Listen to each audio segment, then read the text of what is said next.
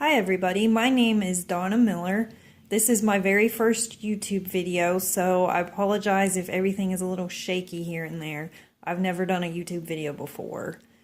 I'm here to help you today with your stamps and using your Cricut with your stamps. Have you ever had jealousy over people that have had the brother scan and cut because they're able to cut their stamps out and you have a Cricut and it's a lot harder to do with a Cricut? Well, I'm going to show you how to make it a lot easier today. So what you need is you need stamps, and I got this one from Michael's. And what I use is this Vista Viz.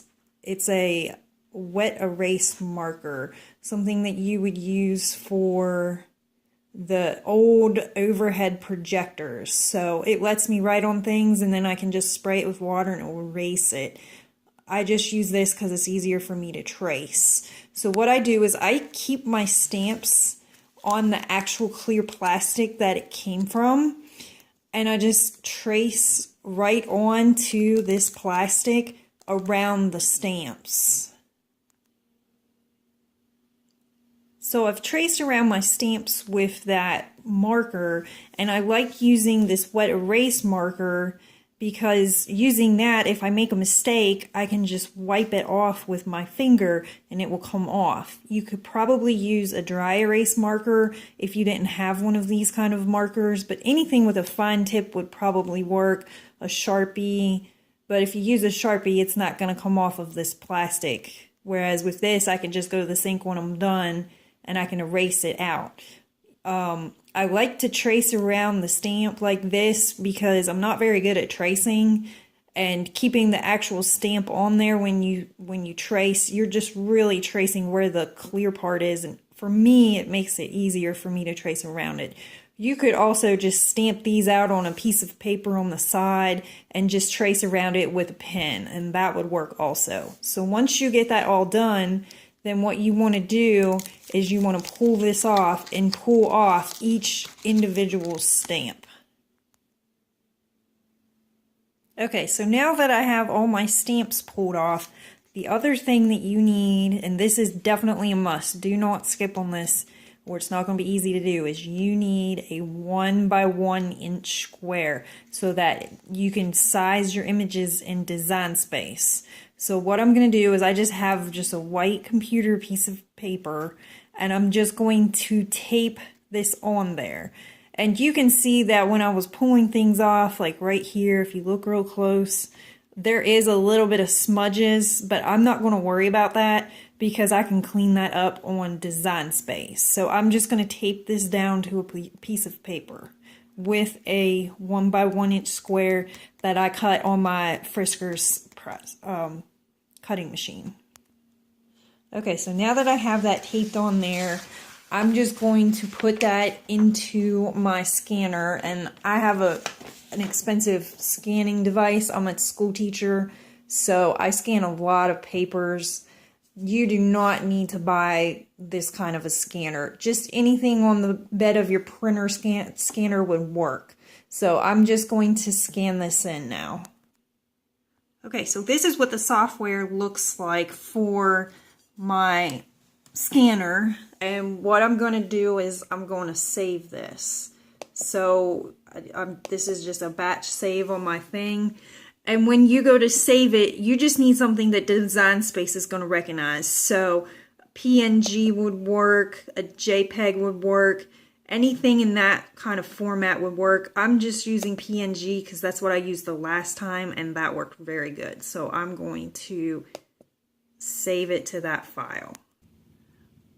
Okay, so then you need to come into Design Space and you need to upload your image.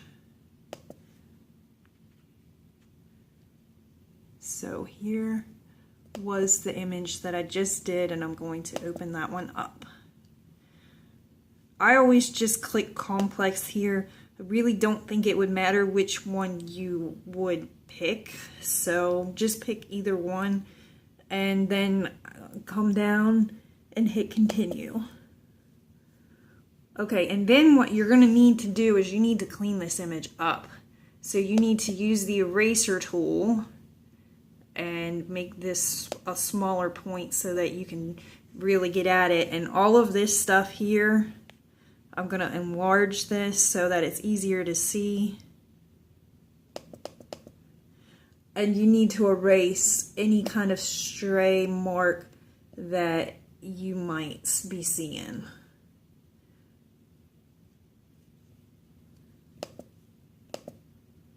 Okay, so I'm going to pause while I do this. So you definitely need this. So what I did was I clicked this to select the whole background, and now I'm going to go back over and erase and pick all of this black that I don't want. And if any of my lines look jagged when I look at what I had traced, like this looks jagged, I'll clean that up. But this is going to take a while, so I'm going to pause just so that you don't have to watch that. Okay, so once you have this done cleaned up, make sure that while you're doing this that you use the preview button quite a bit so you can see what it's going to actually be cutting out. So it's going to look like that, and make sure that you really take your time. It probably took me maybe 10 or 15 minutes to get this done. I think I had to restart once or twice because if you accidentally click in the middle of one of these images and you didn't catch it right away and you can't use the backspace button to undo it, then it's going to cut a hole right in the middle of where you want your stamp to be, and you don't want that. So just make sure you really take your time and that everything looks good. So once you have it good, then you're going to hit continue. And you want to save this as a print and cut image. So you want to make sure you pick that. Don't pick this one, because if you pick this one right away, then you won't have anything to refer back to it when you're looking through all your saved projects. But if you click this, then you'll see what the stamps actually look like. It'll be easier to find later on. So make sure that you do your tags over here, because if you don't do your tags, it's going to be very hard to find your stamps in the future. Okay, so I got all my tags in, and then I'm going to save my image. And I'm definitely saving this as a cut image. And then I'm going to select it and upload it. Insert the image. And this is going to take just a minute. And it's going to come up as a print and cut. But really and truly, we don't want to print it because we're going to stamp it. So I'm going to come over here to this icon right here, and I'm going to change that to a cut image, which is what I really want. And let's say that I really just want to cut this skull out, and I don't want to cut anything else but the skull. So what I'm going to do is I'm going to use this contour button down here. Well, before I do that, you can contour out all of these. And then you definitely need to keep the square for now, because you're going to have to resize this whole thing down because it's way too big, and it's going to be 2 or 3 times larger than your actual stamped image. So I'm leaving the square in there for now, and this is the 1-inch square, and I'm going to size it down so that everything will be 1 inch. And since I used a marker, I'm going to size it down to be actually a little bit smaller than that. Not a whole lot smaller, but just a tiny smidge smaller if you want to get a better sizing, just because of the fatter tip on the marker. So I have this pretty close to where I want it. I think that's going to look pretty good. And you need that square for sizing, because if not, it's going to go into design space way too large. So now I'm going to contour out the square because I no longer need it for now.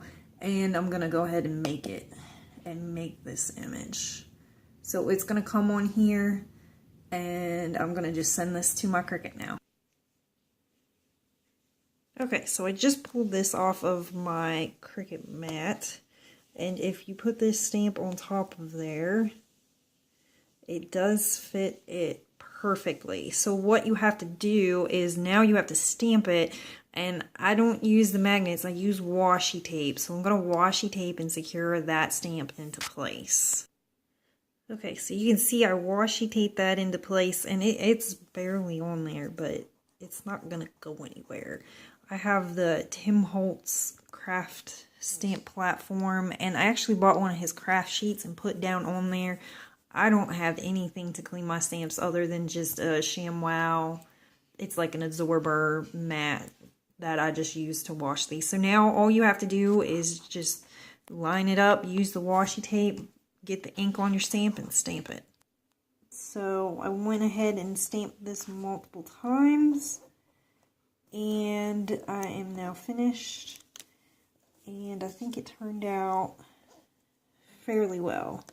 For me being a very beginner stamper, and this is one of the first sets of stamps I've ever bought, and not knowing whether or not I want to spend $250+ on a Brothers Scan and Cut, I think for now I'm just going to stick with the Cricut, see how long I actually like this before I would consider buying a machine when I can use my Cricut. It's a hassle, but you do it the one time and then it's always on there. So what I usually do to end once I finished stamping is I'll just re-import the next image and just save this so I don't have to find it anymore in Design Space. So I hope that this helped. Please be kind if you're going to be commenting on there. This is my very first video. I've never done a YouTube video before, so I just wanted to help some people out.